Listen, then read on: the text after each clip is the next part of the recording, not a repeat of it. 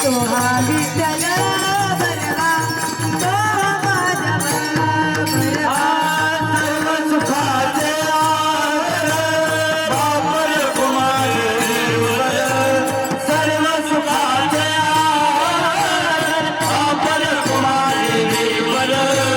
तो हा विठ्ठल बरवा, तो हा माधव बरवा, तो हा माधव बरवा, तो हा माधव बरवा. तो हा विठ्ठल बरवा, तो हा माधव बरवा, तो हा विठ्ठल बरवा, तो हा माधव बरवा, तो हा विठ्ठल बरवा, तो हा माधव बरवा, तो हा माधव बरवा, तो हा माधव बरवा. जय जय राम कृष्ण जय जय राम कृष्ण हरी हरी. जय जय राम कृष्ण जय जय राम कृष्ण हरी. जय जय राम कृष्ण हरी. जय जय राम कृष्ण हरी हरी. जय जय राम कृष्ण हरी. जय जय राम कृष्ण हरी. जय जय राम कृष्ण हरी. राम कृष्ण जय जय राम कृष्ण हरे राम कृष्ण हरे राम कृष्ण जय जय राम हरे जय जय राम कृष्ण हरे जय जय राम जय जय राम कृष्ण हरी. जय जय राम. जय जय राम कृष्ण हरे जय जय राम कृष्ण जय जय राम कृष्ण हरे जय जय राम जय जय राम.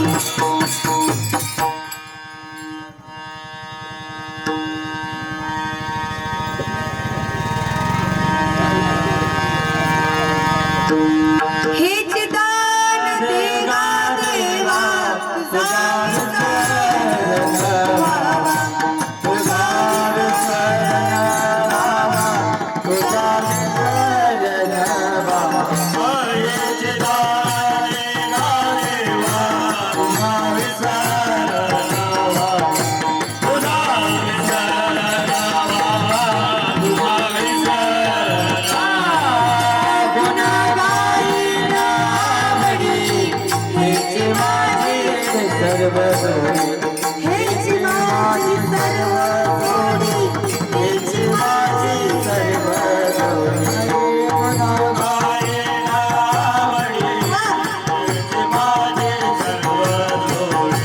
हेच माझी सर्व सोडी, हेच माझी सर्व सोडी. नलगे मुक्ती आणि संपदा, संत संग देई सदा, संत संग देई सदा, संत संग देई सदा.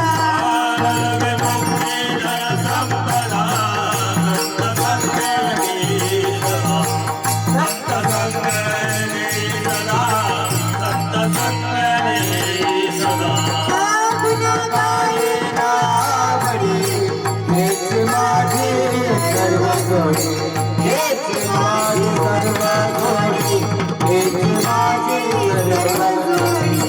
पुन्हा गाये नावडी, हेच माझी सर्व गोडी, हेच माझी सर्व गोडी, हेच माझी सर्व गोडी.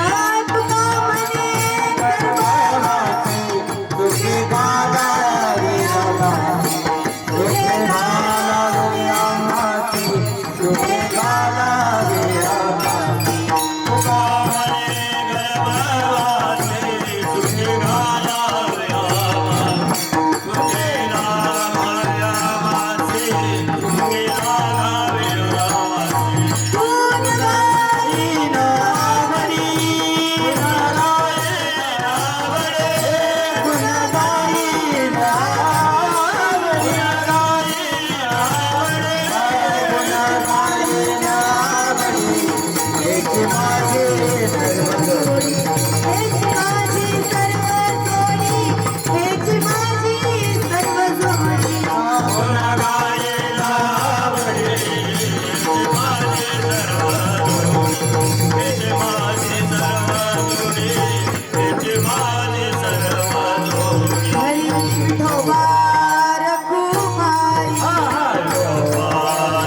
विठोबा रखुमाई हरी विठोबा रखुमाई हरी विठोबा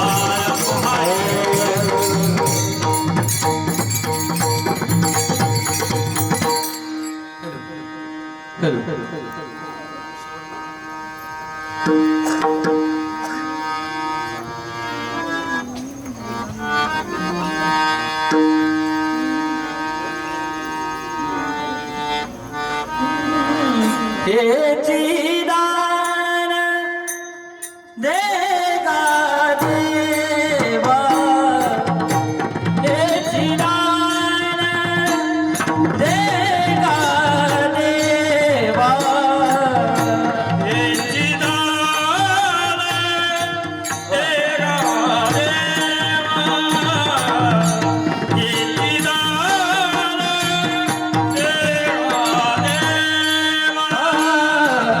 हेची दान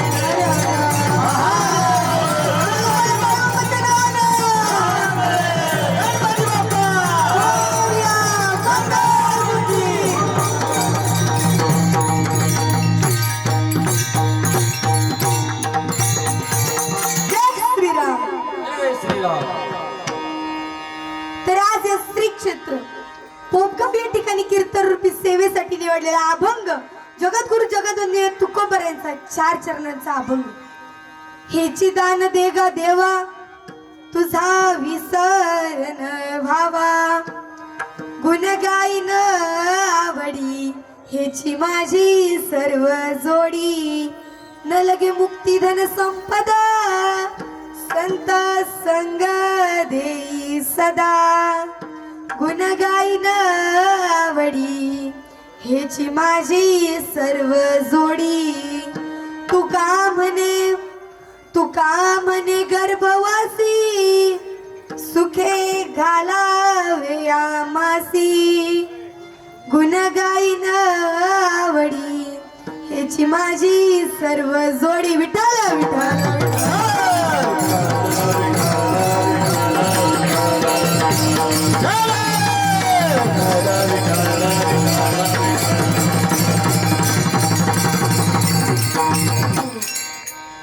तर या कीर्तन रूपी सेवेला सुरुवात करण्यापूर्वी ज्या भगवंताचे तुम्ही आम्ही दास आहोत, आज ज्या भगवंतामुळे तुम्ही आम्ही इथं बसलो आहोत, ज्या भगवंतामुळे तुम्ही आम्ही आज श्वास घेत आहोत, अहो त्या भगवंताची श्रीमंती जर पाहायला गेली ना, त्याची लोक म्हणतात आमच्याकडली प्रॉपर्टी ना आमच्याकडले धन दौलत, त्याची जर श्रीमंती पाहायला गेली तर अवघत त्रैलोक्यच त्याचे.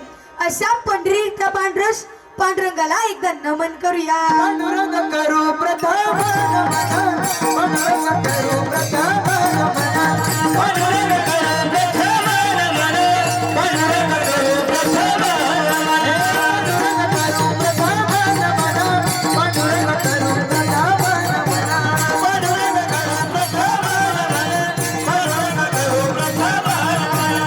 दुसरे चरण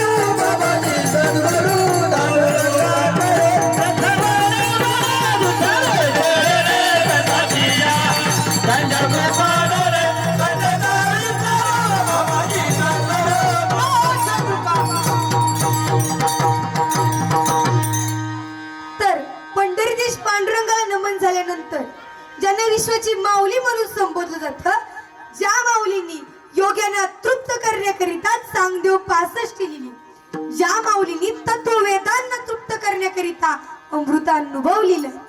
ज्या माऊलींनी तुमच्या आमच्या सर्वसामान्य माणसासाठी ज्ञानेश्वरीचा सार हरिपाठासारख्या एका छोट्या ग्रंथात दिला, अशा विश्वाच्या माऊलीला म्हणजे ज्ञानोबरायांना एकदा नमन करूया. ओम नमो ज्ञानेश्वराय.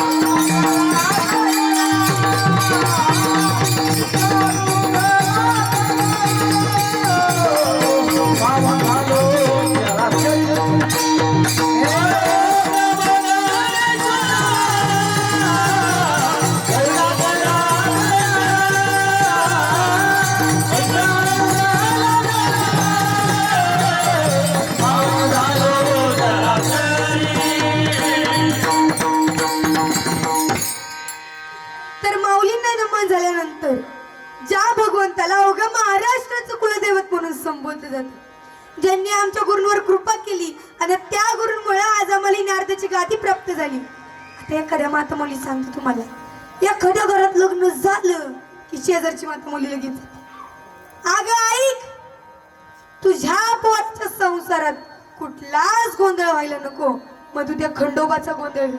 माता सई महाराजांना देखील असंच वाटतं की या कीर्तन रूपी सेवेत कुठलाही गोंधळ व्हायला नको, मग आलो ना ते खंडोबाचा गोंधळ. वारी मल्हारीची वारी न माझा मल्हारीची वारी, वारी मल्हारीची वारी न माझा मल्हारीची वारी.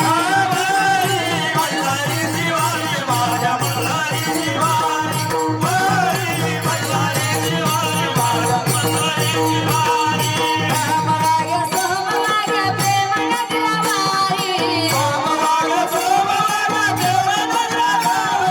सावध होऊनी भजनी लागा देव करा कैवारी. वारी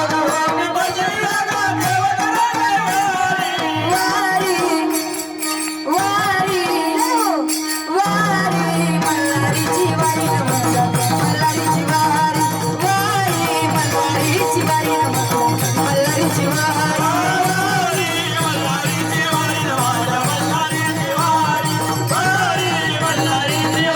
माझा मल्हारीची वारी.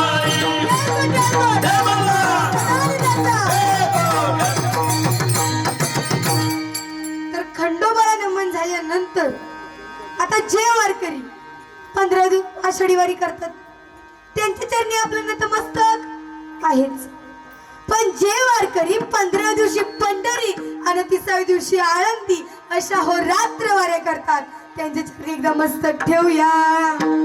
मस्तक आहे पायावरी, वारकरी संतांच्या, या वारकरी संतांच्या,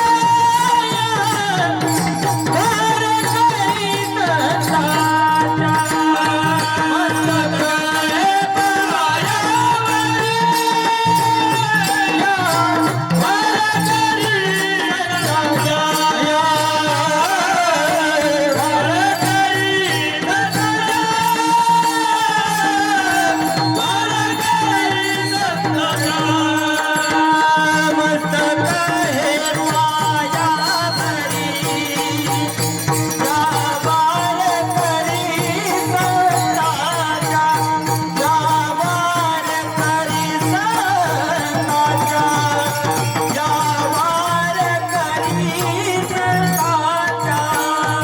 वारकरी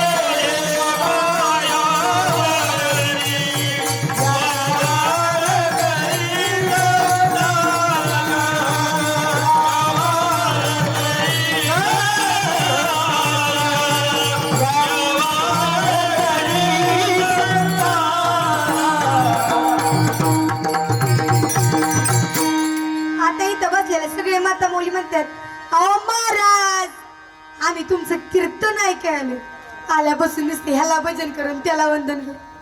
माता मौली मला पण असंच वाटतं बरं का, मला पण असंच वाटतं. पण कधी जसं आमच्या बाळूमांच्या मंदिरात कीर्तन असायची ना, त्यावेळेस मी अशी इथं बसायची, त्यावेळी मला तसं वाटायचं. पण ज्यावेळेस मी तिथून इथं आले ना, त्यावेळी मला कळालं, ज्यावेळी आपण आता ज्या ज्या भगवंताला संतांना नमन करतो ना, ते भगवंतांना आपण आव्हान करतो की हे भगवंता, हे पांडुरंगा, आता इथं जी कीर्तन रूपी सेवा सुरू आहे त्या कीर्तन रूपी सेवेत तुम्ही उपस्थित व्हा. मग ते वारकरी, ते भगवंत, ते संत आपल्या कीर्तन रूपी सेवेमध्ये सूक्ष्म रूपाने उपस्थित असतात. विठ्ठल प्रथम चरणात मध्ये तुकोबरे सांगतात, हेची दान दे गा देवा, तुझा विसरण व्हावा, गुण गाईन आवडी, हेची माझी सर्व जोडी. प्रथम चरणात तुकोबरे सांगतात. आता माता मौली, आपला गणपती बाप्पा आता आपल्या काही दिवसांनी सोडून जाणार. मग त्यावेळी आपण देवाला तोपर्यंत इतकं काही मागणं म्हटली, देवा माझ्या घरात सुख येऊ दे, मला माझं नवरा नीट होऊ दे, माझी पोरगी नीट होऊ दे, असं आपण देवाकडे मागितलं. पण आज आपण देवाला काय मागायचं, हेची दान दे गा देवा, मला आता मला तू फक्त हेच दे की तुझा विसर मला पुढच्या वर्षीपर्यंत तरी होऊ देऊ नको. द्वितीय चरणात तुकोबरे सांगतात, गुण गाईन आवडी, ह्याची माझी सर्व जोडी. देवा तुझ्या वेळेस तुला माझा विसर नाही होणार, मला तुझा विसर नाही होणार, त्यावेळी मी काय करेल, आवडीने माझ्या मनापासून हृदयापासून मी तुझं काय करेल, गुण गाईन आवडी, ह्याची माझी सर्व जोडी, मी आवडीने तुझं नामस्मरण करेल. त्या तिसऱ्या चरणात कोबरे सांगतात, न लगे मुक्ती धन संपदा, संत संग देई सदा.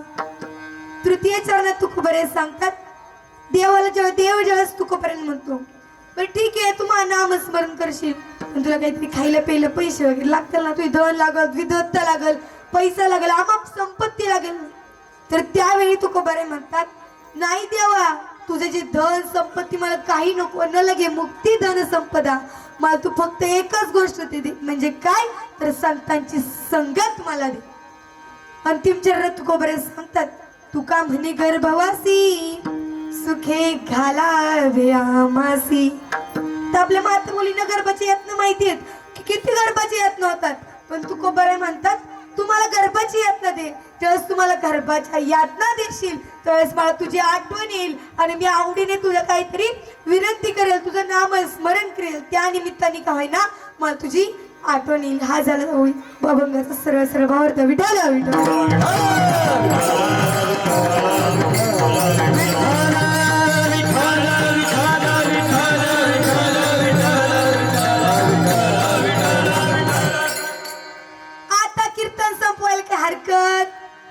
हरकत माता मोली, त्या आजीला बघ कसं हसायला, हळूच हसते, हरकत नाही ना. बरं चला मग करायचं का जे विठ्ठल. माता मुलीला वाटायला लागलं, ही पोरगी आत्ता चालीन लगेच निघाली का ती या गावाला, की एवढी काही झाली का तिची. नाही माता मौली, मी पण त्या गणरायाची बघते, मी तुम्हाला असं सोडेल का, अजिबात नाही. विठ्ठल विठ्ठल. तर प्रथम चरणात तुकोबरे काय सांगतात, हेची दान दे गा देवा, तुझा विसर न व्हावा. देवा मला तुझा कधीच विसर होऊन देऊ नको. जसा मुलीला आईचा होत नाही, मुलाला बापाचा होत नाही, शिष्याला गुरुचा होत नाही, वासराला गाईचा होत नाही, तसा मला देवा तुझा विसर होऊन देऊ नको बाबा. पण आता मी तुम्हाला जी उदाहरणं दिली, त्याचबरोबर जर पाहायला गेलं तर शिष्याचा आधारस्तंभ जर कोण असतो तर तो गुरु असतो. लेकाचा आधारस्तंभ जर कोण असतो तर ती आई असते. वासराचा आधारस्तंभ जर कोण असते तर ती गाई असते. लेकाचा आधारस्तंभ जर कोण असतो तर तो बाप असतो. त्याच प्रकारे तुमच्या आमच्या शेतकऱ्यांचा आधारस्तंभ जर पाहायला गेलं तर तो बळीराजा. बळीराजा काही काळापुरता फार श्रीमंत होता. आता जर मी आल्या म्हणले की भगवंताचं काय आहे, अवघत त्रैलोक्य त्या भगवंताचे, पण ते त्रैलोक्य काही काळापुरतं हे बळीराजाचं होतं. बळीराजा म्हणजे तुमचा आमचा आधारस्तंभ. हा बळीराजा दैत्य कुळातला होता मात्र. पण मग त्यावेळी इंद्रदेवाला भीती काय वाटायला लागली. आता या बळीराजाच्या हातामध्ये काय होतं तर स्वर्ग होतं, पृथ्वी होती. मग इंद्रदेवाला भीती वाटायला लागली की जर हा या स्वर्गावर राज्य करायला आला तर माझं इंद्रपद जाईल. मग या इंद्रदेवाने विष्णुदेवांकडे काय केलं, मागणी केली, विनंती केली की तुम्ही काहीतरी करा बाबा. मग आपले विष्णुदेव वामनाचा अवतार घेऊन त्या बळीराजाच्या घरी गेले व बळीराजाला म्हणाले, हे बळीराजा, आज मी तुझ्या दारात आलोय ते या कारणाकरिता की मी तुला माझ्या दारातली म्हणजे मला तुझ्या दारातली 3 पावलं काय दे, जागा दे. तर बळीराजाच्या मनात येतं एखादी काहीतरी भाकर तुकडा मागितला असता. हे वामन अवतारात कोण आले म्हणते मला 3 पावले जागे 3 पावले जागा था काय करणार आहे असं काय माहिती. ते वामन अवतार म्हणजे लहान गाव तर आमच्या श्री महाराजांसारखं लहान गाव तर. मग त्यावेळी बळीराजा होकार देतो आणि ज्यावेळेस तो द्यायला सुरुवात करतो तर त्यावेळी वामन देव म्हणतात असं नको मला, तुम्ही आधी संकल्प घ्या मग द्या. चतुर आता शिरोमणी येतो. आता तो हातात कमंडल घेतो, यज्ञ करत असतो तो त्यावेळी आणि हातात ज्यावेळेस कमंडल घेतो. आता किती काही झालं तरी बळीराजा हा काय दैत्य. जसं शिष्याचा आधारस्तंभ गुरु असतो त्याच प्रकारे बळीराजाचे आधारस्तंभ जर कोण येते तर ते दैत्यांचे गुरु शुक्राचार्य. मग काय ते शुक्राचार्य काय करतात, तुझं कमंडूल होता त्या कमंडुलाच्या तू छोट्याशा गोळात जाऊन बस, सूक्ष्म रूपात जाऊन बसते. ते तुम्ही म्हणतात ते कसं जाऊन बसते. मग आता ज्यावेळेस ते बसले होते तर त्यावेळी पाणी काही बाहेर येत नव्हतं, ते तीर्थ काही बाहेर येत नव्हतं. तर त्यावेळी आपल्यासारखा एखादी काडीच बसली असते. तो दैत्य त्या बळीराजाने पण काय केलं, काडीच तर कमंडुलात घुसली. आता ती काडी काय झाली तर ती काडी शुक्राचार्याच्या डोळ्यातच गेली. शुक्राचार्य बाजूला झाले आणि मग या बळीराजाने संकल्प घेतला की माझ्या अंगणातली 3 पावले जागा मी कोणाला देणार, तेव्हा आम्हाला. मग त्यावेळी चतुरा तो शिरोमणी उन लावण्याची खाणी. त्याच प्रकारे आपल्या वामनांनी इतका मोठा अवतार घेतला, इतका मोठा अवतार घेतला, त्यांचे शरीर जे होतं ते इतकं मोठं झालं की त्यांचे 3 पावलं म्हणजे त्यांनी पहिलं पाऊल टाकलं ते स्वर्गावर, दुसरं पाऊल टाकलं तर ते तुम्ही आता ज्याच्यावर उभं आहे ते म्हणजे पृथ्वीवर. आता हा बळीराजा म्हणतो आता मग घर घेतलं, आता माझी सगळी वावरची वावर घेतली, आता काय माझ्या डोक्यावर पाय ठेवता काय. अरे वामनाने खरंच केलं ना, वामनाने त्याच्या डोक्यावर पाय ठेवलं. तसं तो जमिनीमध्ये गेला ना. आज देखील जर पाहायला गेलं तर जे 7 चिरंजीवी मध्ये आहेत त्यामध्ये हा बळीराजा देखील येतो. मग त्यावेळी आज ज्यावेळेस त्यांनी भक्तेवाच्या देवाकडे विनंती केली नसून तरी देखील ज्यावेळी वामन अवतार बळीराजाच्या दारात आला त्यावेळी त्यांनी नकार दिला का नाही, हेची दान दे का देवा. ज्यावेळेस आपण देवाला देव दुसऱ्याला दान करतो, देवदूताला दान करतो त्यावेळी भगवंताला काय वाटतं तयाच हरिका. आता जे 27 तारखेपासून आपली इथे येऊन बसले चांगले, त्यांचा आपण लाड केला, त्यांनी पण आपला लाड केला. मग ते काय करायचे तुम्हाला असं वाटतं का ते इथं येऊन बसत म्हणजे ते त्यांच्या आई वडिलांना विसरतील? अजिबात नाही. या जीवनामध्ये स्वामी तिन्ही जगाचा आणि आई विना भिकारी. त्याच प्रकारे एक दिवस काय झालं, आता भाऊ भाऊ असतात, आताच्या भाऊ भावांच्यात भांडणं कशामुळे होतात, संपत्ती, बायको, धन दौलत याच्यामुळे भांडणं होतात. पण त्यावेळी आपल्या गणरायाचा भाऊ कोण तर ते कार्तिकेय स्वामी. या दोघांच्यात चढाओढ लागली. कशाची चढाओढ, त्या दोघांमध्ये लय प्रेम होतं पण नाही का एक दिवस भांडणं होते, सगळ्याचे होते तर माझे बी होते. मग त्यावेळी त्यांची भांडणं कशामुळे लागली, त्यांचं चढाओढ कशामुळे लागली, मीच लय बारी मीच लय बारी. गणराया म्हणले मीच सगळ्यात बारी, कार्तिक स्वामी मीच सगळ्यात श्रेष्ठ. त्यावेळी तर सगळ्यात मोठा जो असतो जरा हुशार असतो. मग त्यावेळी कार्तिकेय स्वामी काय म्हणले, चल बघूच आता सगळ्यात हुशार कोणी. तू म्हणतो ना तू लय भारी, बघू आता कोण लय भारी. मग आता गणराय काय म्हणतात, कार्तिकेय स्वामी काय म्हणतात की आपण काय करायचं, ही जी पृथ्वी माता आहे तिला एक प्रदक्षिणा घालायची, परत इथंच येऊन उभं राहायचं. जो सर्वात पहिल्यांदा येईल तो काय झाला सर्वात श्रेष्ठ झाला. आता ते आता आपल्यात म्हणतात बघा 1 2 3 स्टार्ट पाली. त्याच प्रकारे कार्तिकेय स्वामी पण म्हणले 1 2 3 स्टार्ट. कार्तिकेय स्वामी निघून गेले. तर कार्तिकेय स्वामींचं वाहन कोणतं, थांबा संसदल्या विद्यार्थ्यांनी सांगा माता मुली कोणतं माहितीये, मोर. तर आपले कार्तिकेय स्वामी मोरावर बसले गेले निघून. आता छोटं राहिलं हो आपले गणराया राहील. तर आपल्या गणरायांचं वाहन कोणतं, उंदीर मामा. तर त्या उंदीर मामाला काय अहो पृथ्वीला प्रदक्षिणा ते लांबच धड आपल्या पोपगावातल्या बिवरीत बी जाता येणार नाही असं तर तो उंदीर मामा.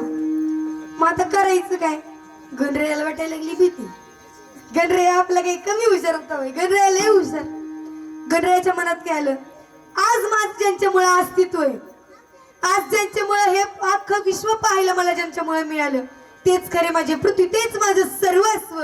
आणि त्यांनी काय केलं, हिमालय पर्वतामध्ये कैलासामध्ये गेले आणि आपल्या महादेवांना, देवांचे देव महादेव आणि त्यांची पत्नी म्हणजे पार्वती माता, स्वतःच्या आई वडिलांना त्यांनी 7 प्रदक्षिणा घातल्या आणि तिथे येऊन उभे राहिले.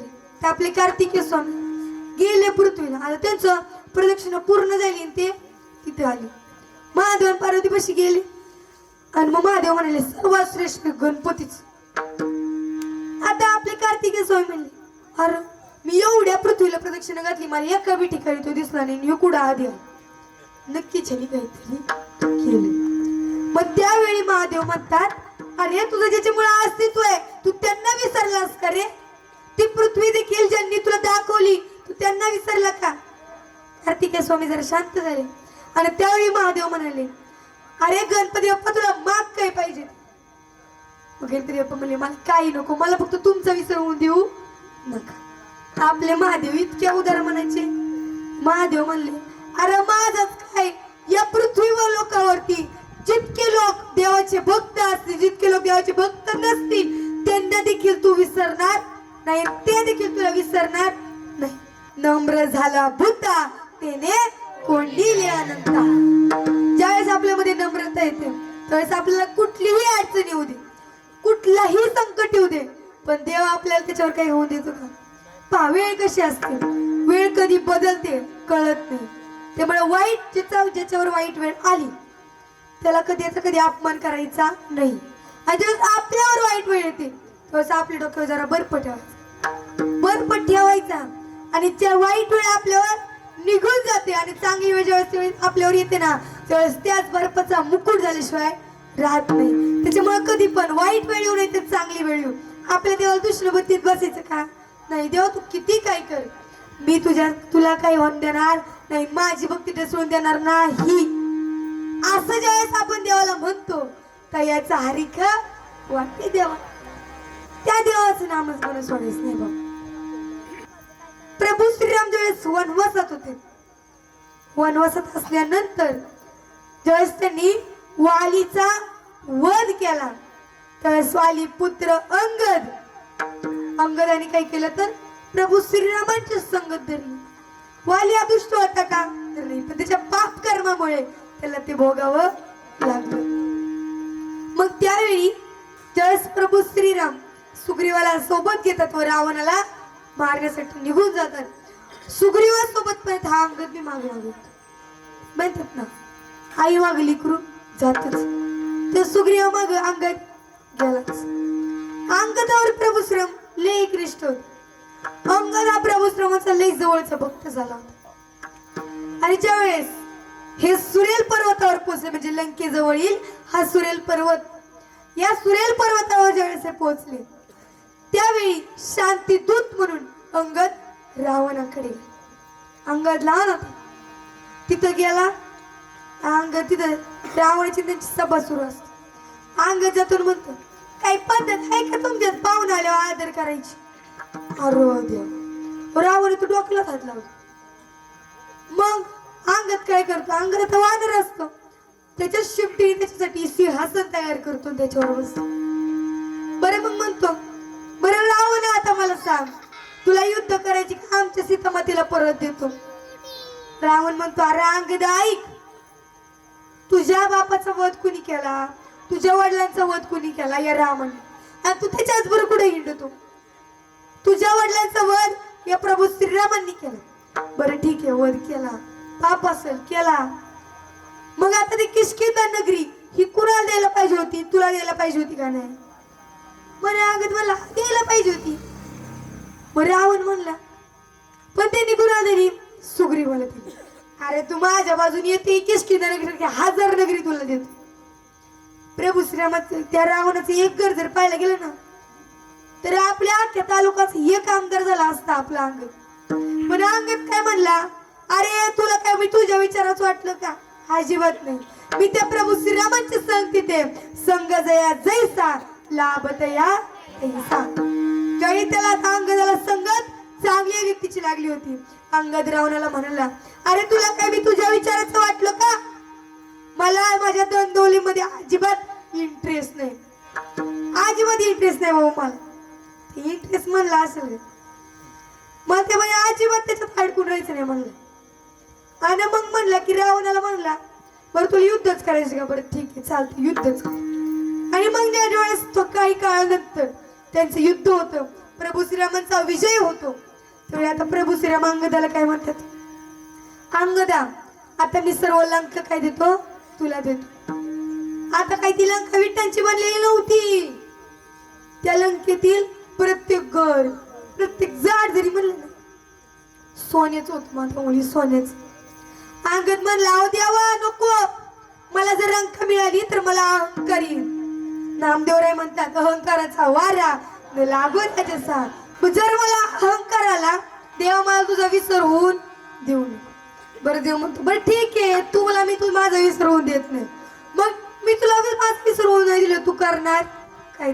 त्यावेळी तू बराई म्हणताय गुण गाई ना आवडी ह्याची माझी सर्व जोडी. द्वितीय चरणात तू बराई सांगतायत की देवा मी तुझं आवडीनं मी तुझं मनापासून तुझं काय करील नामस्मरण करेल. माता माऊली आपल्या देवाने हा जन्म दिलाय ना, देवे दिला देह भजन गोमटा. आणि आताची लोक एवढी हुशार आहेत की त्या जागी म्हणतात देवे दिला देह भोजन गोमटा. अरे देवा अशी लोक म्हणायला माग पुढे बघत, पण देवाने आपला देह कशासाठी दिलाय तर नामस्मरण करण्यासाठी दिलाय. पाहायला गेलं तर जन्म जन्म या शब्दामध्ये पण देवाने सांगितले ज म्हणजे जगणं, म म्हणजे मरण, आणि यामधला जो न असतो ना त्याला माता मौली नामस्मरण म्हणतात. आणि त्याच वेळी तुकोबाराय देखील म्हणतात आम्ही तेने सुखी म्हणा विठ्ठल विठ्ठल मुखी. आमचं सुख आहे तर ते देवा तुझ्या नामस्मरणात. माता मौली तुम्हाला खरं सांगू का, आता आपण प्रभू श्रीराम बघितलं, प्रभू श्रीरामांचं एक लय जवळचं बघतो, पण देवाने त्यांनी देवाला कधीच काही मागितलं नाही. एकदाच मागितलं होतं त्यात तुम्हाला सांगते. एक काशी नरेश राजा असतो, तो काशीचा राजा म्हणजेच काशी नरेश राजा. आणि ज्यावेळी आपले प्रभू श्रीराम 14 वर्षाचा वनवास भोगून परत येतात त्यावेळी आता बघा मी संस्थेत राहते, मी संस्थेतून ज्यावेळेस घरी जाते, आता मी काय वनवासात नसते, मी काहीतरी करण्यासाठी तिथे गेले, पण मी ज्यावेळेस घरी जाते त्यावेळेस मला आमची बहिणी आमचे भाऊ सगळे भेटायला येतात. मग तसंच आपले प्रभू श्रीराम ज्यावेळेस वनवासावरून आले त्यावेळी देखील त्यांना सर्व त्यांचे पाहुणे मंडळी त्यांचे गुरुवर्य त्यांचे शिष्यवर्ग सगळं त्यांना भेटायला येतात. मग काशी नरेश पण तिकडेच झालेला असतो. त्यांच्या असं म्हणायचं अरे तो देव असून 14 वर्षाचा वनवास भोगला, काही न म्हणता तू अन्याय सहन केला, मग त्याच्या आपण भेटीला जावंच लागेल. जात असताना असं जंगलातून चालला होता. अगं प्रत्येकाच्या घरात कोणतरी कळ लावणार असतो बघा, हळूच कळ लावत. त्याच प्रकारे देवांचे पाहिले गेले कळी लावत कधी कधी उपयोगी पण पडतात, पण हा तिथे तिचं नाव असतं कळीचा नारद मुनी. तो काश नरेश राजाला सांगतो अरे राजा तुला तुझं नाव जर जन्म मरण सूर्य चंद्र असेपर्यंत जर टिकवायचं असेल ना तर तुम्ही सांगतो तसं कर. काशी नरेशाला जडला लोभ, पापाचा बाप लोभ. तसा आता हा लोभ चढतो. तो म्हणतो पण ठीक आहे सांगा मला काय करायचं. तर त्यावेळी त्या नारद मुनी म्हणतो काही नाही करायचं, आता तू प्रभू श्रीरामांच्या भेटीला जाणार, प्रभू श्रीरामांच्या पाया पडणार का, तू म्हणतो हो. सीतामातेच्या पडणार का, तू म्हणतो हो. लक्ष्मणबाई यांच्या, तू म्हणतो हो. कौशल्यमतीच्या, तू म्हणतो हो. वशिष्ठ मुनींच्या, तू म्हणतो. विश्वामित्रांच्या पडणार, तू म्हणतो हो. पण त्यावेळी नारद मुनी म्हणतात नाही विश्वामित्रांच्या पाया नाही पडायचं. पण मग काशी म्हणतो का, नारद मुनी म्हणतो तुला तो ना चंद्र सूर्य टिकवायची ना, मग तुला तसं करावं. तू म्हणतो बरं करतो. आता हा जातो अयोध्या, प्रभू श्रीरामांच्या पाय पडतो. सीता माता, कौशल्य माता, लक्ष्मणबाई, वशिष्ठ मुनी सगळ्यांच्या पाय पडतो. आता येतो विश्वामित्रांचा नंबर. विश्वामित्रांच्या समोर तोंड वाकडं करतात परत निघून येतो. विश्वामित्रांना क्रोध चढतो. मग विश्वामित्र म्हणतात रामा आज तुझ्या दरबारात तुझ्या समोर आज जर तुझ्या गुरूंचा अपमान झाला तू तो सहन कसा करू शकतो. तर त्यावेळी प्रभू श्रीराम म्हणतात, मी हा अपमान सहन करू शकत नाही, पण आज सर्व आनंदात आहेत. आज कोणाचाही अंत व्हायला नको. उद्याचा सूर्य मावळेपर्यंत याचं धड हे त्याच्या मुकुटा वेगळा असेल.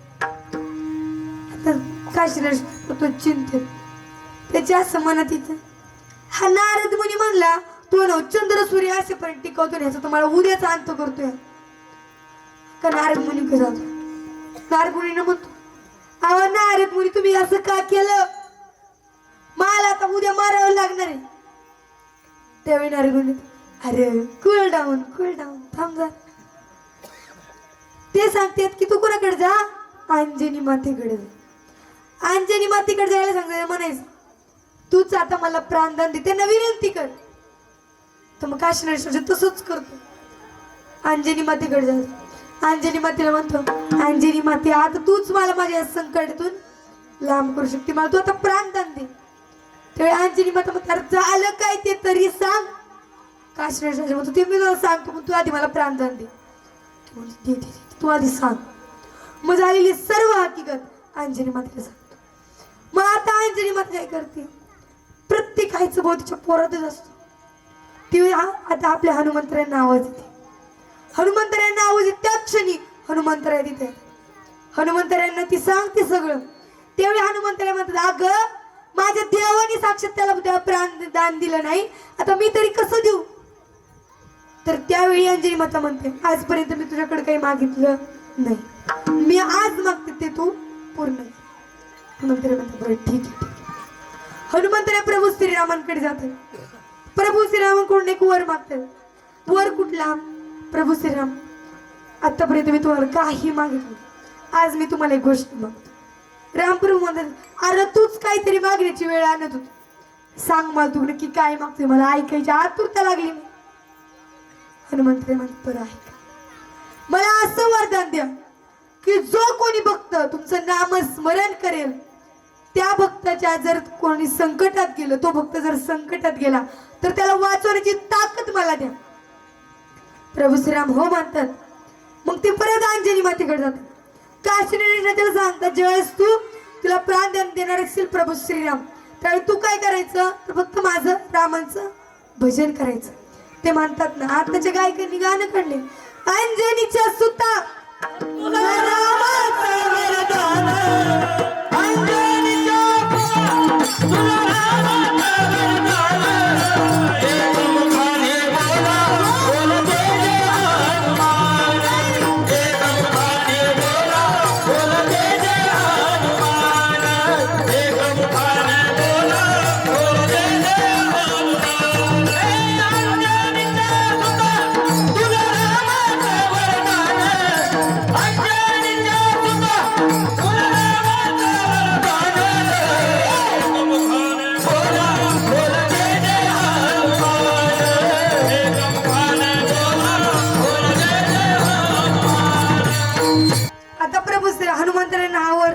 मिळाला. काशीनाथाला कळतं, काशीनाथाला सुखावलं. आणि मग ज्यावेळेस दुसरा दिवस उजाडतो, प्रभू श्रीराम हे नदीकाठी विश्वामित्र, हनुमंतराय, प्रभू श्रीरामांचे सर्व सेनापती व हा काशीनाथ राजा तिथे. काशीनाथाच्या समोर उभा असतो. प्रभू श्रीरामांनी तीर धरला. त्याच वेळी हनुमंतराय मध्ये जाऊन उभे राहतात. त्यावेळी काशीनाथ राजा काय करत असतो? देवाचं भजन करत असतो. रघुपती राघव राजा राम पतित पावन सीताराम. रघुपती राघव राजा राम पतित पावन सीताराम. रघुपती राघव राजा पतित पावन सीताराम. रघुपती राघव सर्वांनी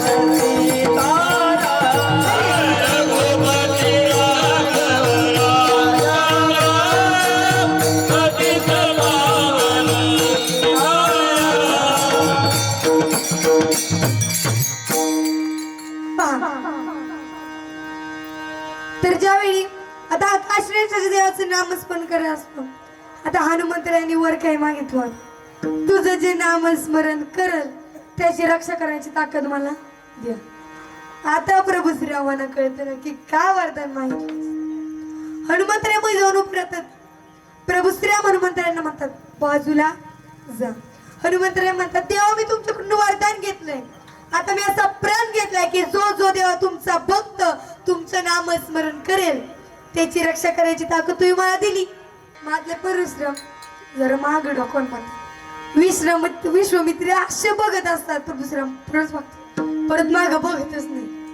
आता प्रभू श्रीराम बाण सोडतात तर त्या देवाच्या भक्तीमध्ये इतकी ताकद आहे माता माऊली की तो बाण हनुमंतरायांना आणि काश्मीर राजाला प्रदक्षिणा घालतो व परत प्रभू श्रीरामांच्या भात्यात जाऊन पडतो. असं 3 वेळा आपल्या प्रभू श्रीराम करतात पण उपयोग होत नाही. ज्यावेळी आपल्या देवानं आपल्या भक्ताचं ऐकलं, ज्यावेळी आपण देवावरती निस्सीम भाव ठेवतो, जयाची ठाई पांडवा अपेक्षा नाही रिगावा आणि सुखासी चढावा जयाचे असणे.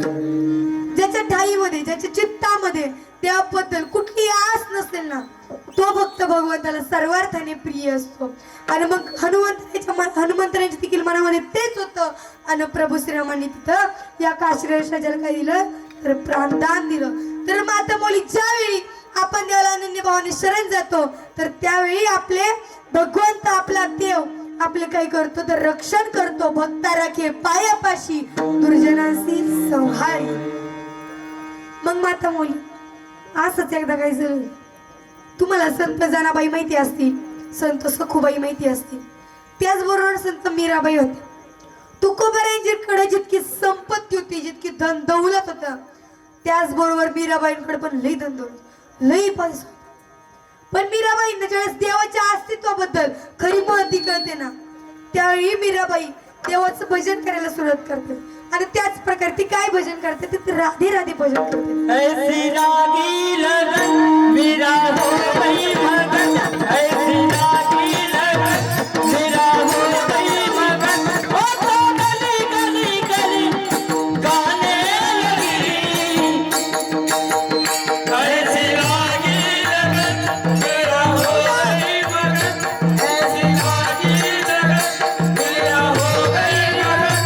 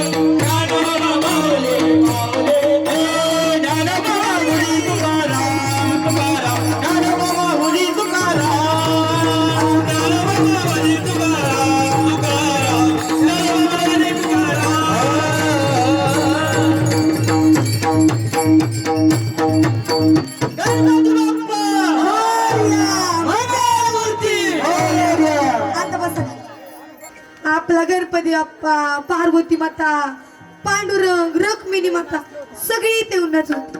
ती काय झालं, तुम्हाला कशी दिसणार ना, तुमच्या रूपात येऊन नाचत होती म्हणून म्हणले. ती काय झालं, पुरुष मंडळी स्त्रिया जास्त नाचल्या का नाही, त्यांनी बघितलं आमच्या आऊ आल्यात का बघितलं मग नाही नाचले. इथे लई नाचल्याचं तुम्हाला काय सांगू. अशा आहेत आमच्या बोबगावच्या बायका. विठ्ठल विठ्ठल. तर आता जसं तुम्ही सर्वांनी गुण गायी ना आवडीने फुगडे खेळल्या, तुम्ही नाचला, देवाच्या भक्तीत तल्लीन झाला, त्याच प्रकारे आपल्या मीराबाई देखील भगवंताच्या नामस्मरणामध्ये भगवंताच्या भक्तीमध्ये तल्लीन झाल्या होत्या. माता मला खरं सांगू का, भक्ती कशी असती, भक्ती सगळ्यांनाच करता येत नाही. कारण भक्ती जर एखाद्याने सुरुवात केली ना करायला, भक्ती ज्यावेळेस अन्नात उतरते त्यावेळेस ते अन्न राहत नाही, तो महाप्रसाद बनतो. भक्ती ज्यावेळेस पाण्यात उतरते त्यावेळेस ते पाणी राहत नाही, ते तीर्थ बनतं. भक्ती ज्यावेळेस घरात जाते त्यावेळेस ते घर राहत नाही, ते मंदिर बनतं. भक्ती ज्यावेळेस माणसात जाते त्यावेळेस तो माणूस राहत नाही, तो संत बनतो. आणि भक्ती ज्यावेळेस प्रवासात जाते त्यावेळेस तो प्रवास नाही काय तर ती वारी बनते. विठ्ठल जे आता इथं जय गणेश मित्र मंडळाने आता इथं पंगत ठेवली असं, हे एखादी पंगत चुकवा पण संगत चुकवू नका. कारण जर संगत चुकली तर समर्पण चुकतं, आणि जर समर्पण चुकलं तर जीवनाचं सरपण व्हायला वेळ लागत नाही. त्यामुळं कधी पण देवाची भक्ती, देवाचं नामस्मरण, देवावर समर्पण करायला विसरायचं नाही. देवाचं गुण गायी ना देवाचं आवडीने नामस्मरण करायला विसरायचं नाही. आज ज्यांच्यामुळे आपलं अस्तित्व आहे ना, न लगे मुक्ती धन संपदा. ज्या जीवनामध्ये पैशाने सर्वच मिळतं असं नसतं. पैशाने मित्र मिळेल पण मित्रासारखं सोबती मिळेल का? पैशाने बायको मिळेल पण जन्मभर साथ देणारी स्त्री मिळेल का? नाही. पैशाने आई मिळेल पण आईचं प्रेम लावणारी स्त्री मिळेल का? मौली आई अशी असते ना, ती आई कायम आपल्या सोबत राहते. एका पोरक या क्षणाला आसवांची झाली शाई, देव संपला तेव्हा जन्माला आली आई.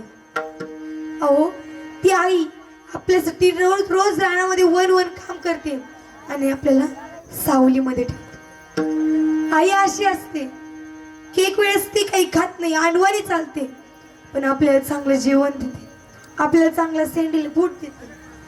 तर आ म्हणजे आत्मा, ई म्हणजे ईश्वर, म्हणजेच काहीतरी आत्म्याला ईश्वराचा साक्षात्कार झाला. आई म्हणजे कोण? ती आई जी आपल्याला तिचं सर्वस्व देऊ शकते. ती आई की आपल्याला तिने आपलं अख्खं अस्तित्व जरी दिलं.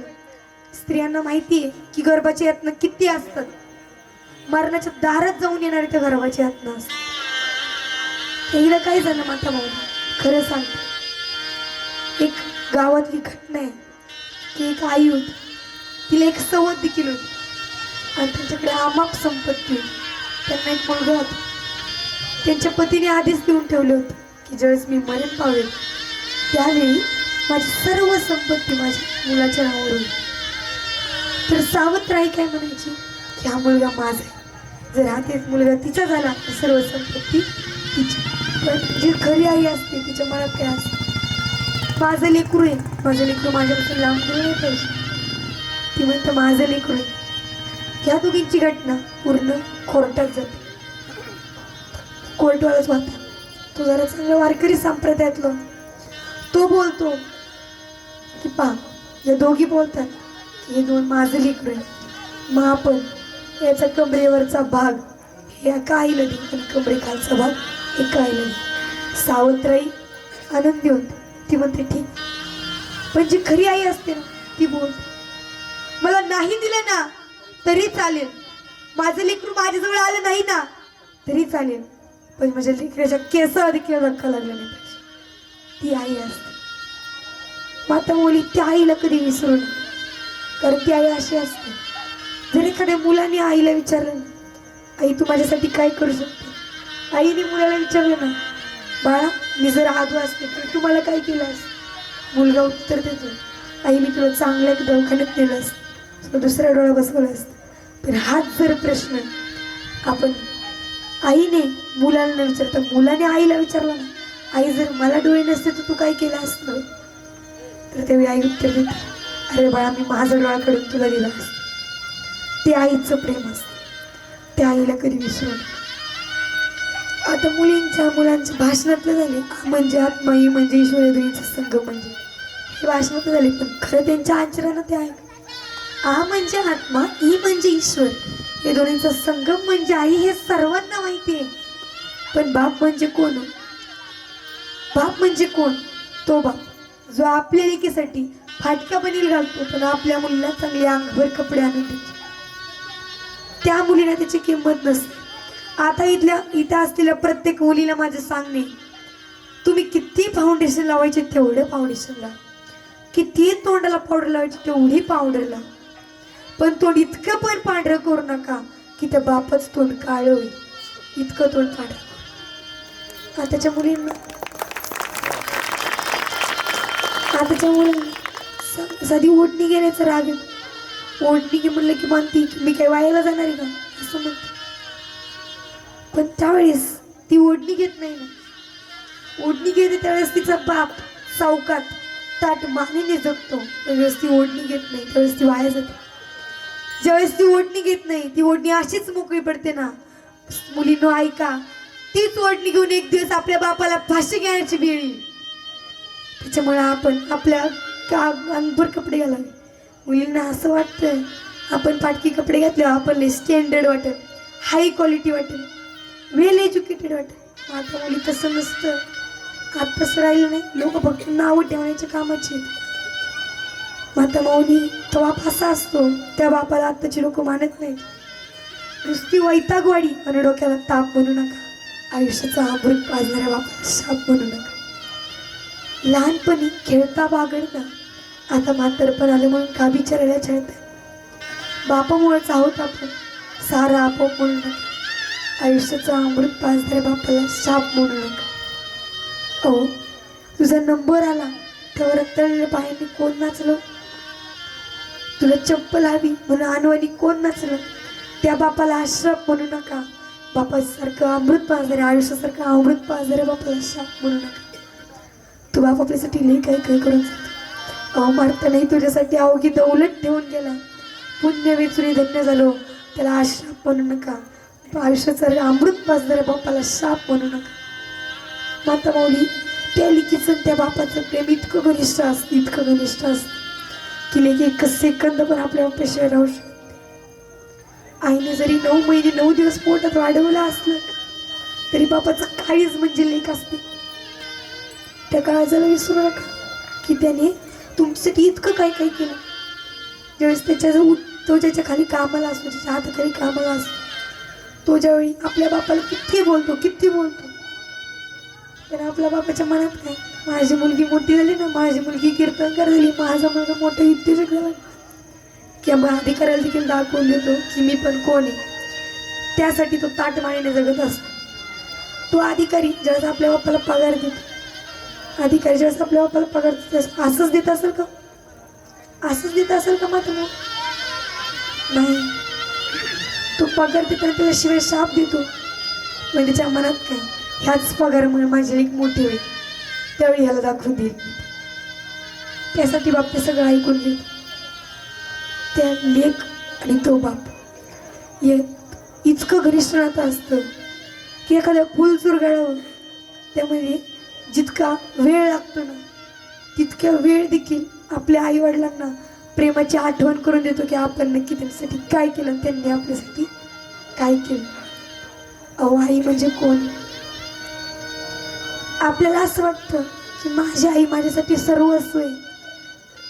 तुम्हाला एकदा सांगून जाते, एक मुलगा असतो, तो मुलगा काय करायचा, लहानसा मुलगा, त्याची आई त्याची फार काळजी घ्यायची. पण बाबा काय करायचे, बाबा त्या मुलाला सारखी हिनवायची, तू हे कर, तू ते कर, अरे तू आडण राहिला, तुला शेळा वळायला लागते, तुला बकरी वळायला लागते. पण त्या बापाच्या मनात तसं असतं का? मात्र मुली नाही. त्या बापाला असं वाटतं की माझा मुलगा आत्ता माझा ऐकलं, पुढे जाऊन तू काहीतरी करेल. त्या मुलाला त्याच्या वडिलांचा फार राग यायचा. त्याला असं वाटायचं माझे भाऊ मला फार त्रास देतात, माझ्या बहिणीचा चांगला आदर करतात, तिला चांगलं खाऊ पिऊ आणतात, तिला कपडे आणतात, तिला चपला आणतात आणि माझ्यासाठी काही करत नाही. मुलीला असं वाटत असतं. आणि ज्यावेळेस तो मोठा होता, मोठा झाल्यानंतर ज्यावेळेस त्याला जॉब लागणार होता, त्याचा इंटरव्ह्यू घेण्यासाठी तो कंपनीचा समोर जाऊन उभा राहतो. त्या कंपनीचा बॉस जरा वारकरी संप्रदायातला होता, जरा हुशार होता. प्रत्येक व्यक्ती ज्यावेळेस तिथे इंटरव्ह्यू घ्यायला यायचं त्यावेळी त्याने काय केलं, कंपनी समोरच्या सगळ्या गाड्या पाडल्या, सायकली पाडल्या, पुढे कोंडी पाडली, लाईट चालू ठेवल्या सगळे. असते सगळं बॉसने. मुलं येईल, प्रत्येक इंटरव्ह्यू द्यायला मुलगा आला तसंच सोडून निघून जायचं. पण तो किती हुशार असून त्याला जॉब लागत नसायचा. पण ज्यावेळेस हा मुलगा तिथे जॉब घेण्यासाठी जातो, सायकल पडली असतात, बापाचे संस्कार त्याच्या मनात असतात. त्यावेळी तो काय करतो, सायकल उचलून ठेवतो, पुढे जातो, कुंड्या उचलून ठेवतो, पुढे जातो, लाईट बंद करतो. आणि ज्यावेळेस त्या रूममध्ये जातो त्यावेळेस त्याला कळतं. तो आत येऊ का विचारतो, त्याच वेळीच तो बॉस म्हणतो, तू तरी येच, मग तुला जॉब लागला म्हणून समज. सीसीटीव्ही कॅमेरा प्रत्येक ठिकाणी त्याने सीसीटीव्ही कॅमेरा लावलेला असतो, तो बघत असतो. या किती हुशार असू द्या माता माऊली, आताचे किती हुशार असतो, पण त्यांना संस्कार उरले नाही. पण याच्यामध्ये संस्कार होते, त्याचं त्या कंपनीवर प्रेम होतं. हे ज्यावेळेस त्या बॉसला कळलं होतं, म्हणलं तू उद्यापासून जॉबले. पहिला ॲडव्हान्समधला पगार घेऊन घरी येतो, बापाच्या हातात देतो, बापाला गईवर सुटतो.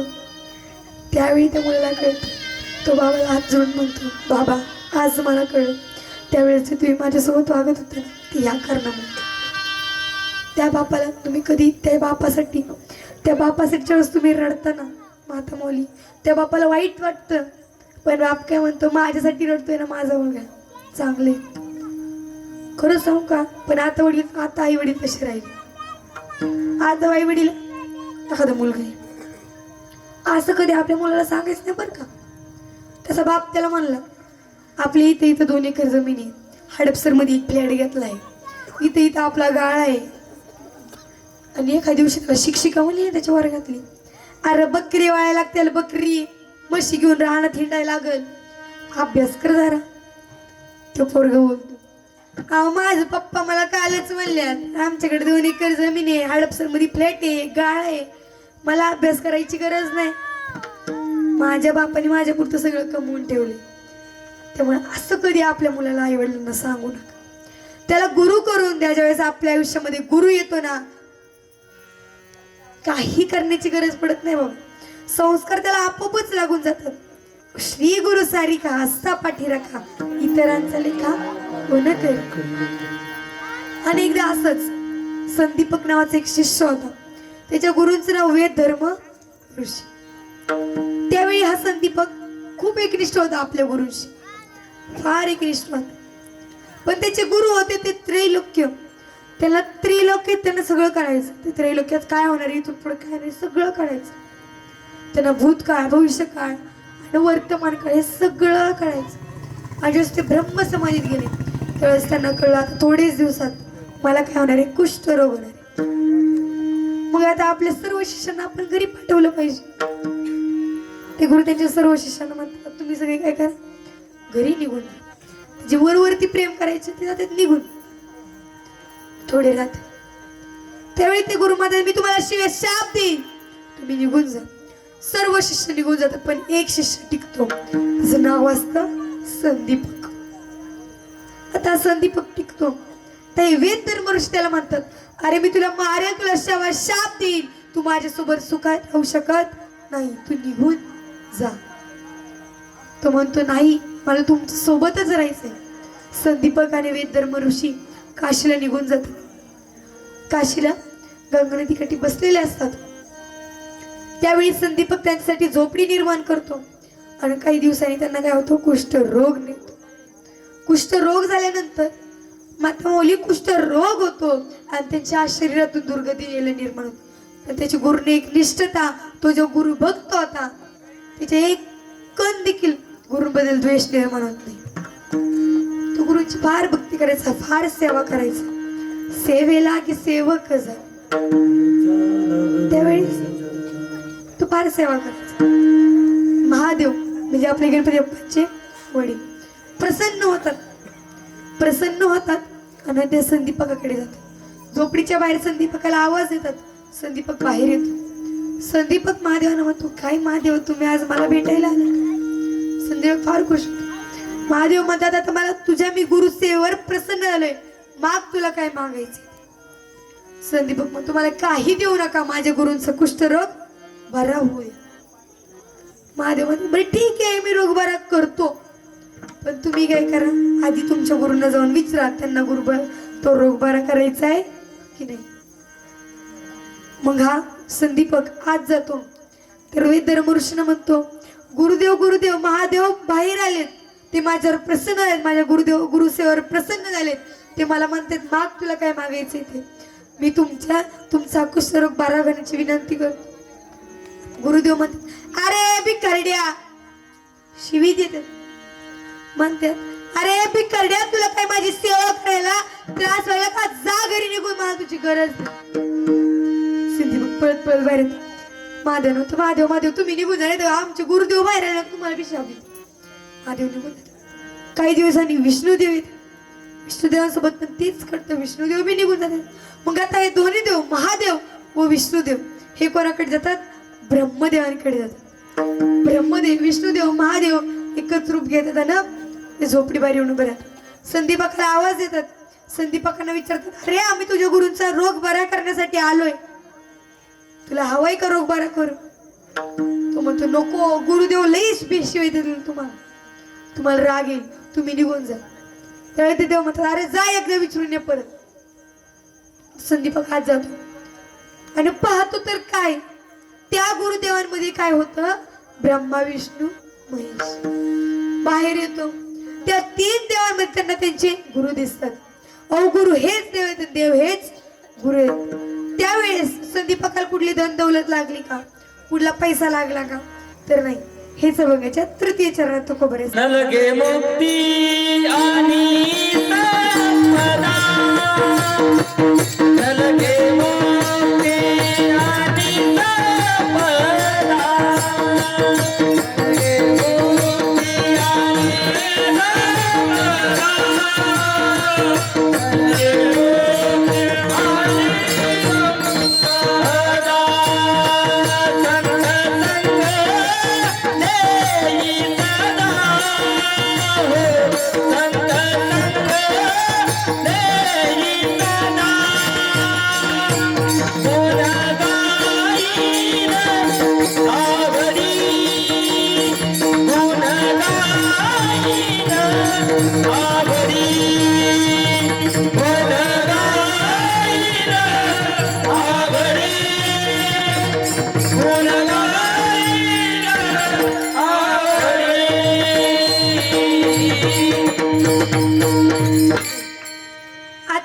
तुम्हाला खरं सांगते बरं का, खोटं बोलणार नाही मी तुमच्याशी. मी तिथं गेले ना, गणपती बाप्पाला म्हणे, गणपती बाप्पा मी 3 चरण सोडवलं ना की विठुरायचं भजन घेणार आहे. पण हा जो भक्त तुझा विठुरायचं भजन करताना टाळी वाजवणार नाही ना, मुखाने नाम घेणार नाही ना, त्याला घरी जात पेरेस चटकाच होईल. आणि देव हा म्हणला ना मला, देव हा म्हणला मला, सगळ्यांनी हात वरती करा. आणि जो हात खाली घेईल त्याला पण होईल बरं, तिकडं कोपऱ्यात आणि इकडं कोपऱ्यात सगळ्यांनी हात वरती.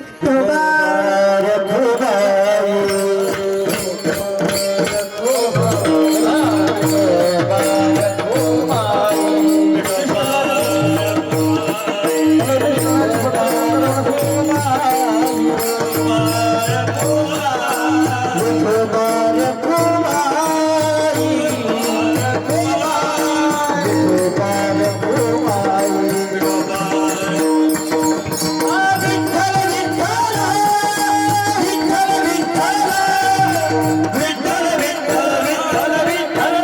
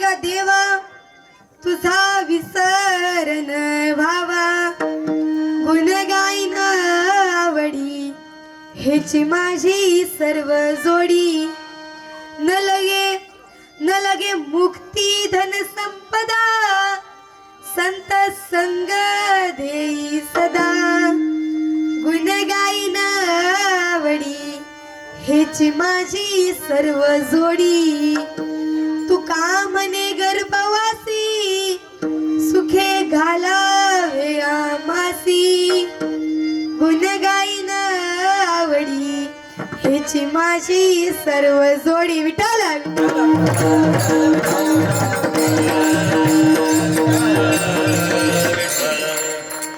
कोण माहिती का काही लोक काय म्हणतात छत्रपती शिवाजी महाराज हे कीर्तनात घ्यायचे नाही त्यांना माझं सांगणे अहो माता मौली ज्या कीर्ती राजामुळं आता आपण दोघीच म्हणते साबत सगळी इथे जे कीर्तन करतोय मी कीर्तन सांगते तुम्ही कीर्तन ऐकताय हे आपण सुरक्षित ज्या राजामुळे ना ते छत्रपती शिवरायांना पहा थकून एका झाडाखाली बसावं झाडाखाली विंचू असा विंचाला मारण्यासाठी दगड उचलावा दगडाखाली साप निघा सापाला पाहून पळत सुटावं पळता पळता विहिरीत पडावं विहिरीत पडावं तर मगर दिसावी मगरीपासून वाचण्यासाठी पुन्हा वर यावं तर वाघ दिसावं वाघाला पाहून पुन्हा त्याच विहिरीत उडी मारावी उडी मारता मारता एका फांदीला धरावं तर त्या फांदीचं महू उठावं गोड मधाचा थेंब आपल्या जिभेवर पडावा तसं आपल्या छत्रपती शिवाजी महाराज यांनी हिंदवी स्वराज्याची स्थापना केली आदि छत्रपती शिवाजी महाराज म्हणजे कोण अहो एक छोटासा मावळा रायरेश्वरच्या मंदिरात जाऊन हिंदवी स्वराज्याची स्थापना करतो त्याचं नाव म्हणजे छत्रपती शिवाजी महाराज अहो त्या छत्रपती शिवाजी महाराजांमुळे आज तुम्ही आम्ही जिवंत त्या छत्रपती शिवाजी महाराजांवर हिंदवी स्वराज्याची स्थापना झाली त्या छत्रपती शिवाजी महाराजांमुळे हे स्वराज्य स्थापन झालं त्या छत्रपती शिवाजी महाराजांमुळे आज जर आदर्श कोण मानायला गेले ना तर माझी जाऊ साहेबांना बनवा तर त्यांनी आपल्या लेखाला असं घडवलं की स्वराज्यासारखं देखणं स्वरूप निर्माण झालं छत्रपती शिवाजी महाराजांना आदर्श बनवा कारण 50 वर्ष जगले पण काही जगले आणि जर छत्र आदर्श बनवायचं आहे ना तर ते छत्रपती संभाजी महाराजांना बरं समोर होतं मरण पत्करलं पण हार मानली नाही अहो शेवटी तो आदर्श अधिक म्हणला अरे असा पुत्र माझ्या कुळाच्या जन्माला का नाही आला त्याचे मी डोळे छटले डोळे काढले तरी चुकवले डोळे माझ्या समोर गुडघेच्या वाट्या काढल्या तरी टेकवले गुडघे माझ्या समोर हात दाबले तरी हात जोडले नाहीत माझ्या समोर असा पुत्र माझ्या कुळाच्या जन्माला का नाही आला असे होते छत्रपती शिवाजी मग त्या छत्रपती शिवाजी महाराजांना कीर्तनात घ्यायचं नाही का तर घ्यायचंच कारण जर आता तुम्हाला असं वाटतं ना की छत्रपती शिवाजी महाराज परत जन्माला यावे तुम्हाला असं वाटतं ना छत्रपती संभाजी महाराज परत जन्माला यावे तर प्रत्येक स्त्रीने माझे जो साहेबांसारखं जगलं पाहिजे आणि प्रत्येक पुरुषांनी छत्रपती शिवाजी महाराजांसारखं जगलं पाहिजे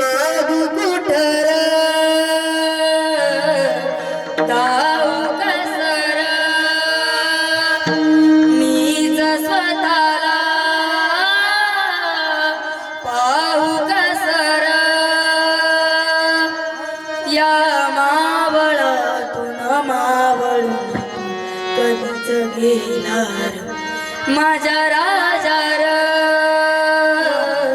माझा शिवबार माझा राजा र माझा शिवबार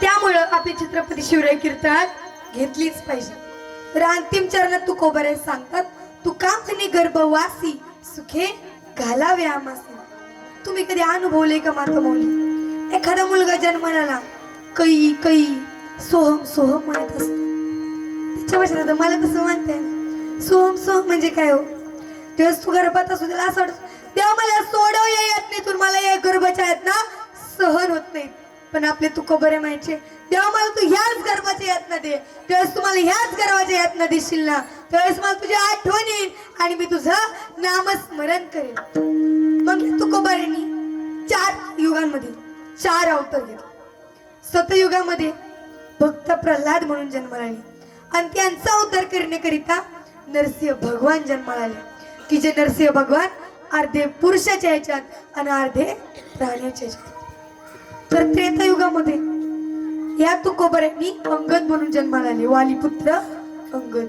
आणि यांचा उद्धार करण्याकरिता कोण जन्माला आलं? प्रभू श्रीराम जन्माला आले. द्वापार युगामध्ये उद्धव जन्माला आले आणि त्यांचा उद्धार करण्याकरिता श्रीकृष्ण जन्माला आले.